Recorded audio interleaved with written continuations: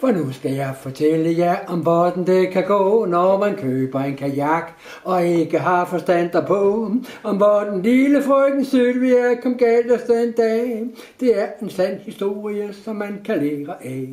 Otbot, skelitten og den botten en baby ud i Otbot, skelitten og den botten en baby. Om hvordan lille frøken Sylvia kom galt af den dag. Det er en sand historie, som man kan lære af. Så lille frøken Sylvia, hun købte en kajak, dens former var så skønne, den skinnede af lak. Kajakken var træ, men ak i bunden var en knast, og det værste af det hele var, at den sad ikke fast. Otbot, skelitten og den botten en baby ud i Otbot, skelitten og den botten en baby. Kajakken var træ, men ak i bunden var en knast. Det værste af det hele var, at den sad ikke fast.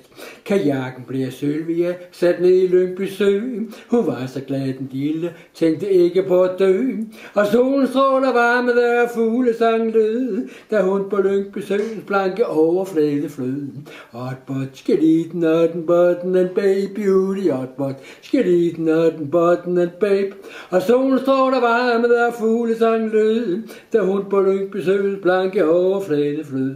Men pludselig så skete der, knasten løsne sig, og vandet i kajakken steg, og Sylvia hun skreg. Men hun var helt alene, ingen hørte hendes skrig. Så lukkede hun for hullet ved at sætte fingeren i.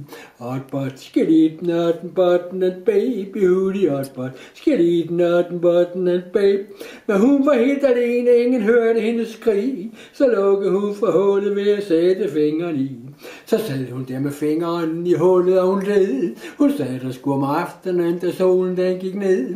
Hun sad i 4 måneder og holdt kajakken tæt. Så da Sylvia blev fundet, var hun bare et skelet.